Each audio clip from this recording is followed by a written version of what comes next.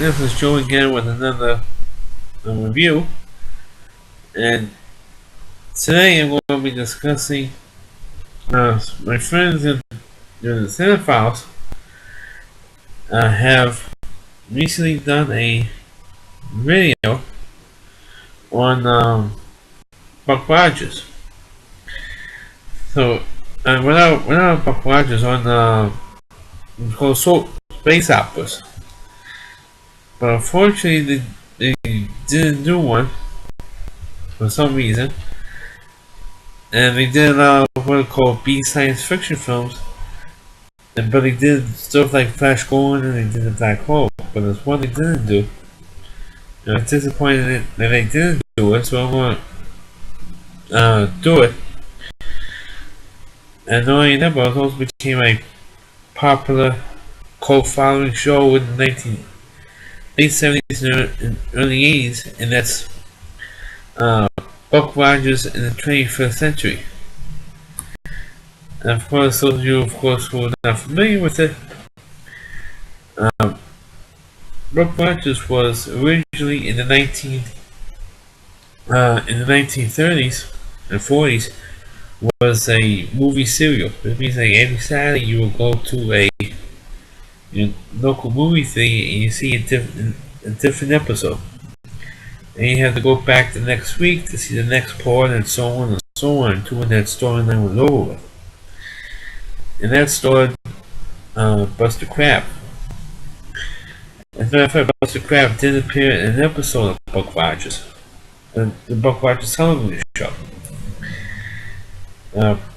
But the original movie came out in 1979 during the summer, and a few months later, and it had a very short run in the very short theatrical release run, because that fall they started a television series.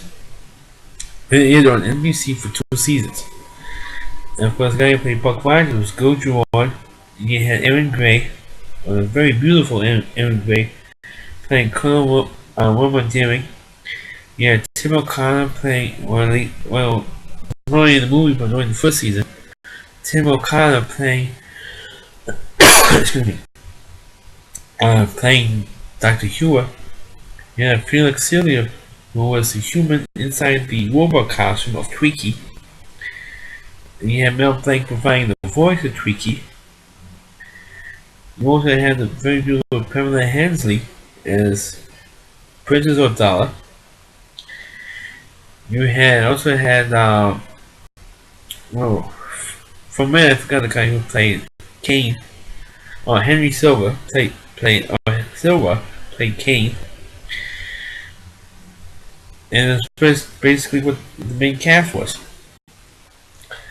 The movie itself, of course, those of you who don't know the story of Buck Rogers was an astronaut.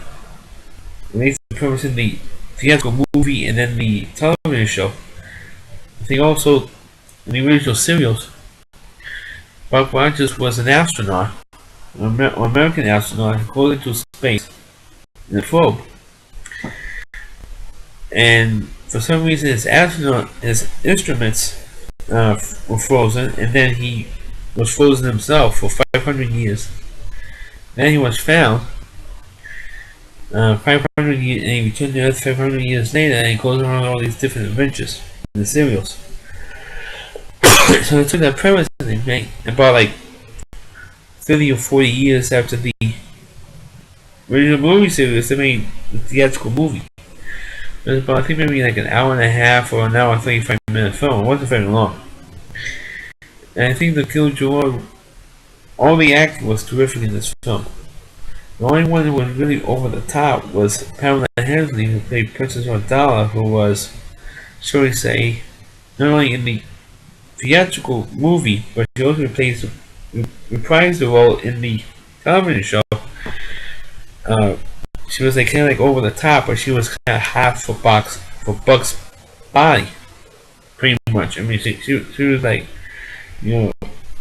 overexcited about Buck Rogers trying to do something, marry him, and for some reason he never wanted her.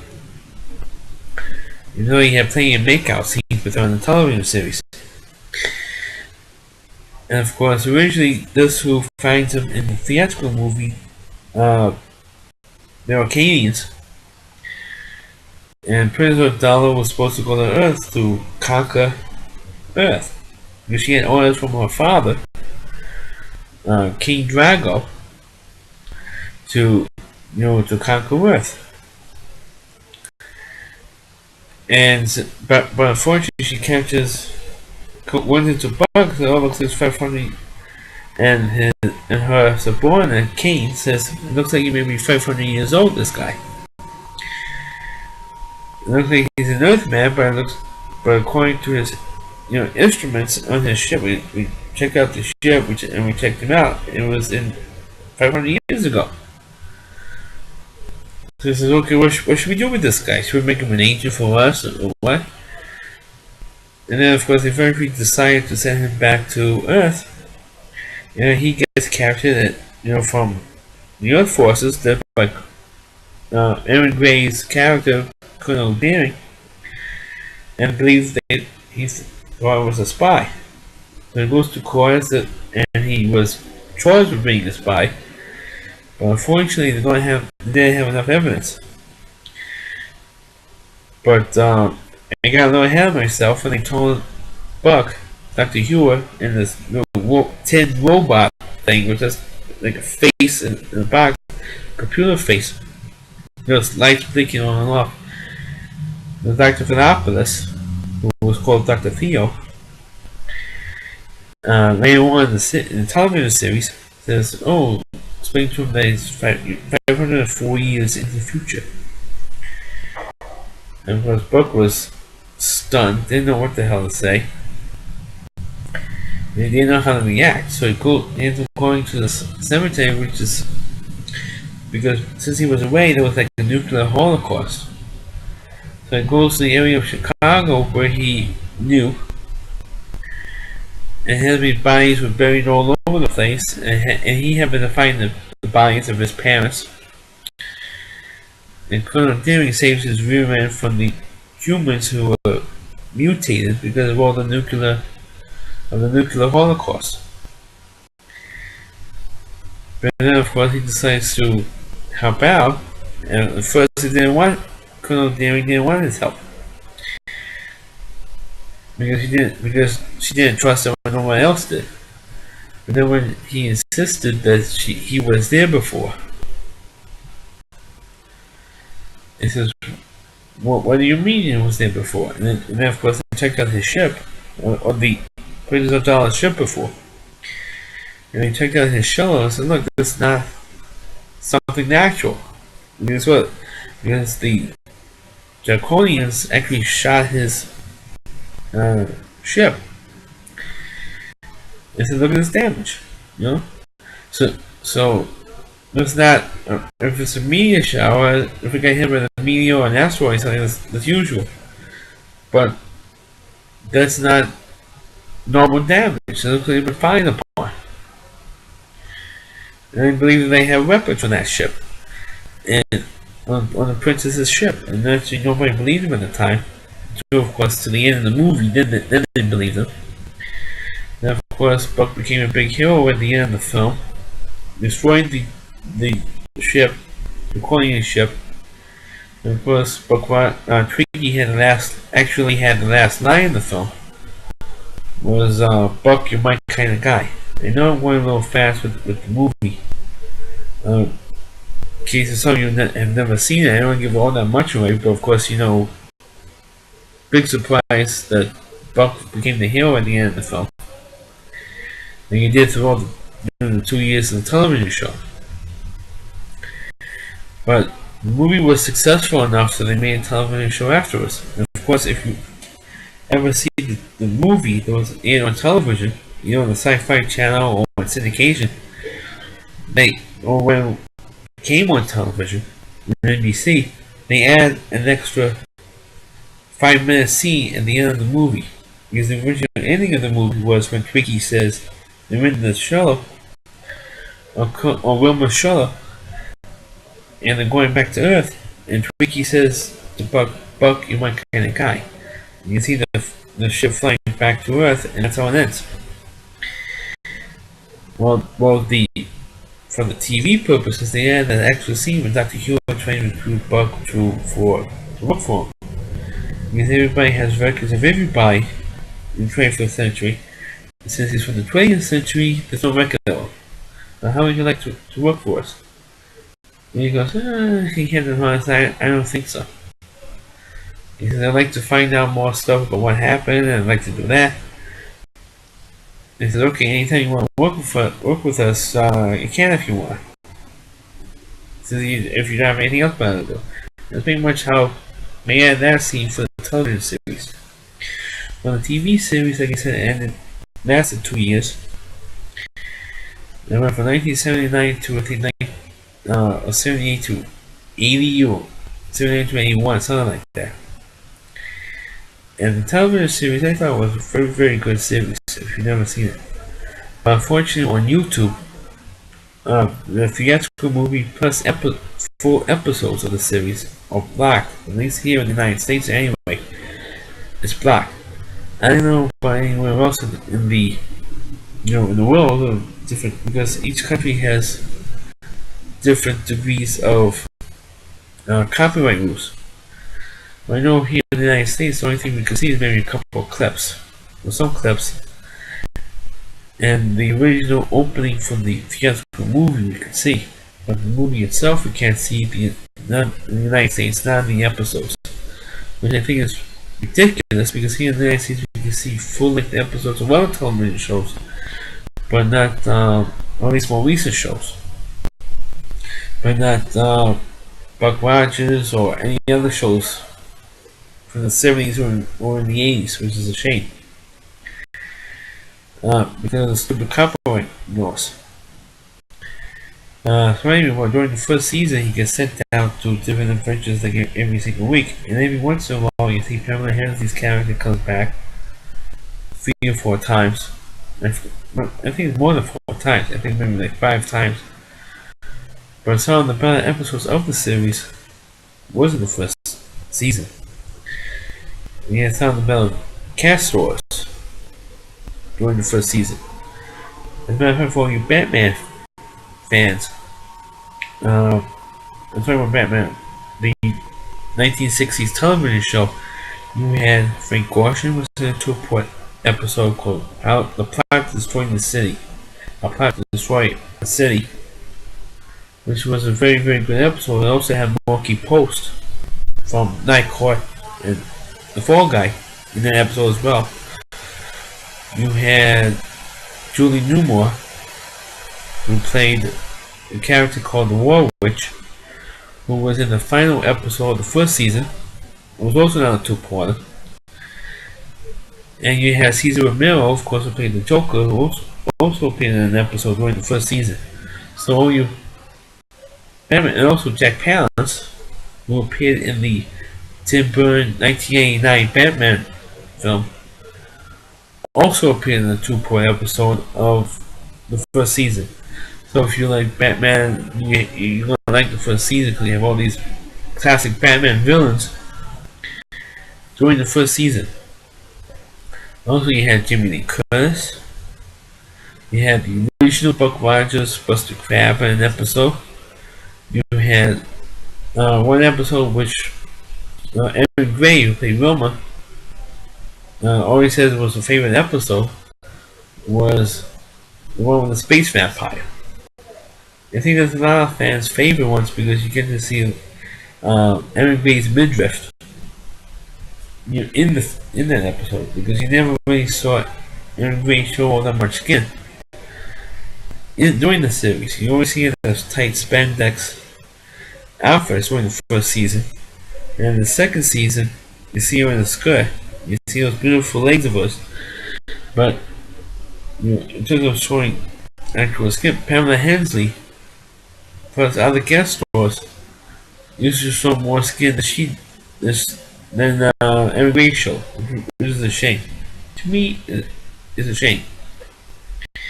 But anyway, after the first season was pretty successful with ratings, and for some stupid reason, they changed the format of the second season.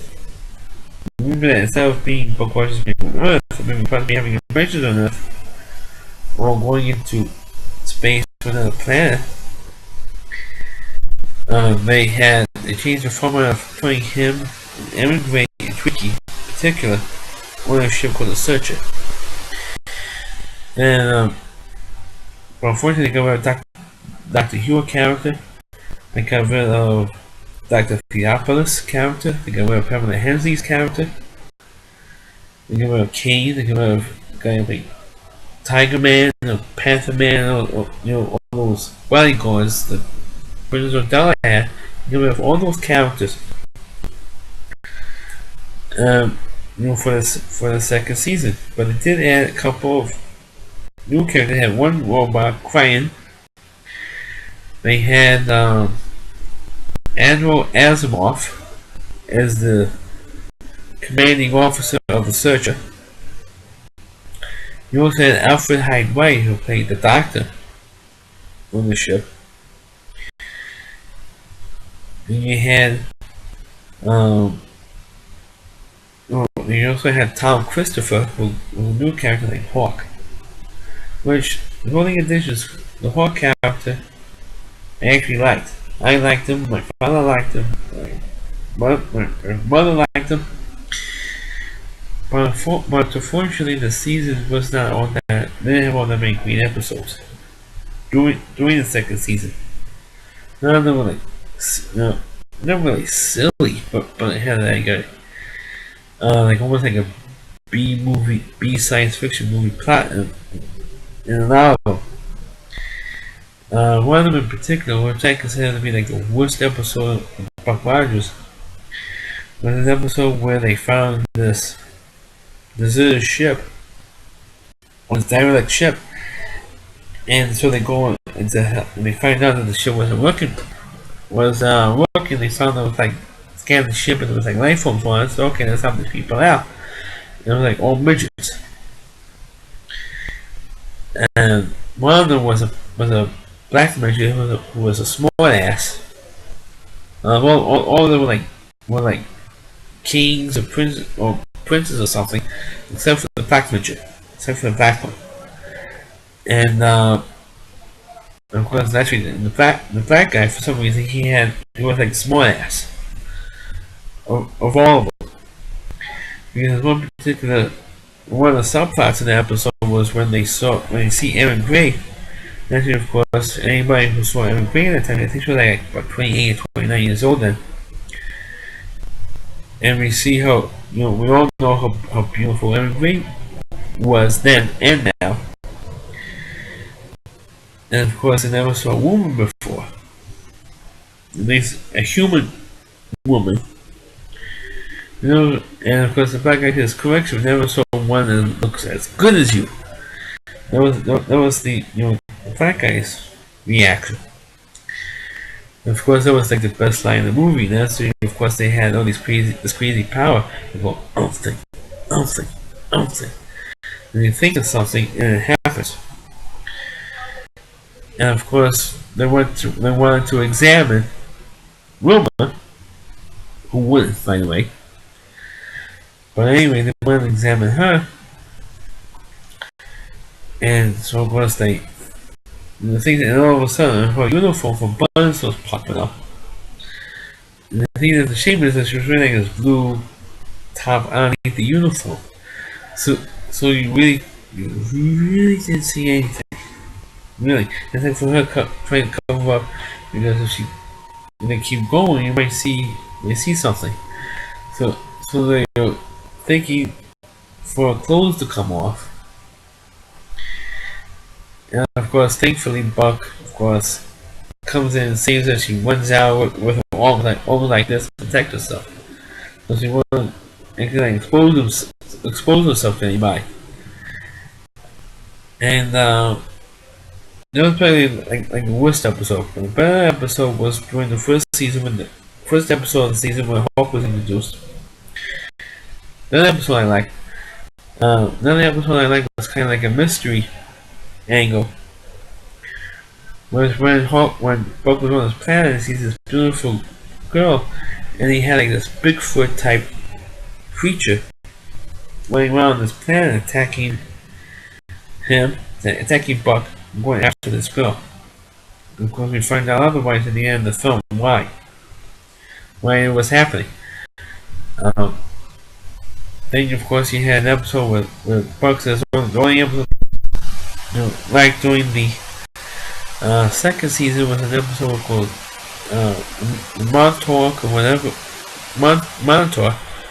When Buck gets bitten by a similar creature, he goes horns on his head and he goes to be in that episode he liked in the second one. But there was also other problems in the second season. The second season is the reason we won the ship. They look for the lost tribes of Earth. The reason why they had that bit was they had a new executive producer of the series, and he forgot the guy's name, but you can look it up on YouTube because they have clips of when the cast of Buck Rogers was in like a 2012 sci-fi convention. You had Buck Rogers, you had Gil Joy, you had Evan Gray, and you had Felix Celia. It was Tweaky, like I said. And Buck Rogers told the story because he had a new executive producer in the second season, and he pretty much ripped off the plot of Battlestar Galactica, or the original Battlestar Galactica series, which was came out like a year or 2 years earlier before the Buck Rogers series came on the air. And of course, Gil Joy says, when have I heard that plot before? Because he didn't watch TV, so he knew of Battlestar Galactica because it was on television, it was a successful show then, but he didn't know what the plot of the show was. And of course, the plot from the second season of Buck Rogers was exactly like the first season of, or the only season of Battlestar Galactica. It was familiar to him. And then, of course, you had, the rip-offs of Marshall Dillon with the Hawk character and everything. And not only that, but they changed the voice of Tweaky. And for the second season, for some reason they got rid of Mel Blanc. Because those of you who don't know who Mel Blanc is, or should I say was, because he died like 25 years ago. He was the voice of just about every cartoon character for Warner Brothers, like Bugs Bunny, Elmer Fudd, Daffy Duck, Porky Pig. Because you think, I think except for the one cartoon where Bugs Bunny, so Halloween with Bugs Bunny and the Witch, he voiced every Bugs Bunny cartoon character. All the ones that was involved with the Bugs Bunny cartoons, he was the voice of them. Like Wile E. Coyote, and Yosemite Sam, and all those other characters. He was the voice of them, and then he was, of course, the voice of Tweaky. And for some reason, I guess they didn't want to pay him, or they had something, get some other voice for it. And of course, Gil Joy was the one who fought to get Mel Blanc back. And thankfully, we did get him back for some of the other episodes of the second season. But I think the last, what I thought was the last episode was the episode where Buck Rogers got charged with treason, and they tried to blame him for the nuclear holocaust that Earth suffered. I mean, they tried to do that. I think Buck eventually got off. But the last episode of the series was an episode where the Searcher was transporting people from one planet to another against a colony swap, for transferring colonies to another colony or whatever it was. And there was this girl being chased by these guys wearing masks. And Hawk says, "Oh, I know I have runs with these people. They're very mysterious people. They're very private." And they found out that this girl was a member of this particular race of people who all wear masks. And of course, they find out why they all wear masks. And of course, the leader of this these people. They trapped the searcher, and the problem, and one of the biggest joke plots, one of the lousy plot points, was not only did they trap the searcher, which was, okay, it was predictable in a science fiction show, but every few minutes they would change the conditions on the ship, and for a few minutes it would be hot and put this heat ray on. And after you raise the temperature of the ship, and then after a few minutes, they say a half hour, an hour, whatever it is, they put a cold ray on the ship. So that everyone gets bundled up with jackets and blankets and sweaters and everything else. And so that was kind of a silly plot point. But they only did that just to torture the people in the searcher. And of course they found out that in the end, when Buck Rogers trying to negotiate, when he found out that the girl went back on the ship, because there were other passengers or colonists grabbed her and they did it on their own to give her back to the to this group of people. I forgot what the name was. And of course he found out that the guy who this girl was involved with, he took his mask off, and he was a good-looking guy. He was a very handsome guy. So Buck asked the leader, I don't understand. Because when the episode was told that these people suffered some type of a curse. Excuse me. And he didn't understand what the curse was. Well, Buck didn't understand he didn't know and nobody knew what the curse was. So Buck says, after when the two of them ran out, the girl and the guy that the girl was involved with, says to this leader in his face, I don't understand. This guy is just as handsome as the girl is beautiful. So I need to know why you guys wear masks and what is this so-called curse you guys have. And so of course the guy took off his mask and he looks exactly like the other guy, his son. And then of course he asked everybody to take off all the masks, and everybody looked alike, like mirror copies of each other. And he says that's the curse. And he explained what the curse was, and then everybody looked alike. And then all the women look exactly alike, all the men look exactly alike. Even the boys look alike, and all the girls look alike. That's the curse. That's why we all wear masks. That's why we don't have mirrors. Because we're going to be looking, everybody has the same exact face. And that's our curse, Captain Rogers. And the reason why these guys were after this girl to begin with is because she was involved with a guy who died off a cliff. I think the two of them had a fight. The guy that later in the end of the episode, and the brother, because he had a brother that was dying, and they're trying to stop each other by having this getting married or whatever it was, and they got into a fight, and the guy fell off a cliff. And the father thought that the girl was the one who killed the son. That's why they went after him. But like I said, as a television series, I thought it was great, and I was very disappointed that the show ended after 2 years. But as I think I found out, I think the entire series is on DVD. I think it's also including the original theatrical movie, I believe. But unfortunately, I have not seen I think like once I saw the DVD in the store. I have never seen the DVD again in the store. But other than Star Trek, which I reviewed all the movies previously. The only other television series I really liked and really enjoyed watching every week was Buck Rogers. Even though there were other during the series were other science fiction shows, and they all came out after Star Wars came out. The publicized Star Wars. You had the original Battlestar Galactica, which I previously mentioned, Space 1999. You had, was Buck Rogers, of course.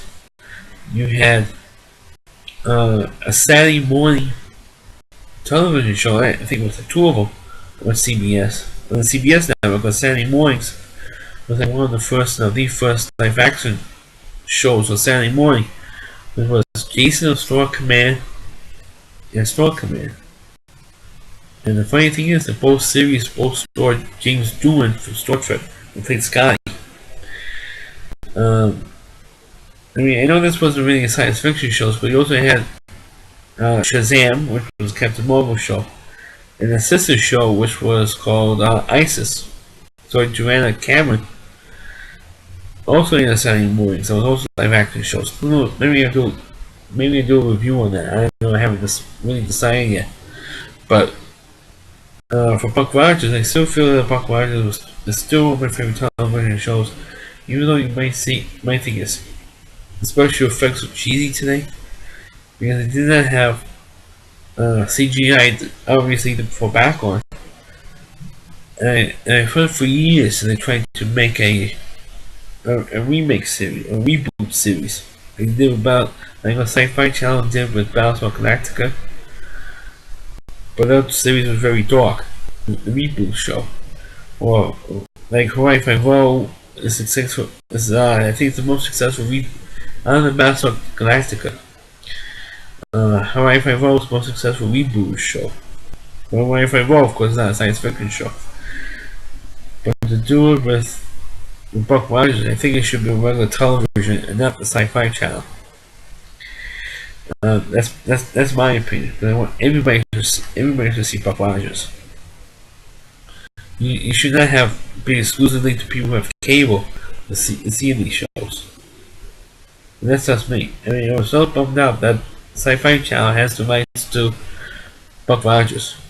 I don't know if they still airing it. I don't know, but I feel there's a joke that these I don't have anything against particular cable channels, but I feel that these shows should be on regular television.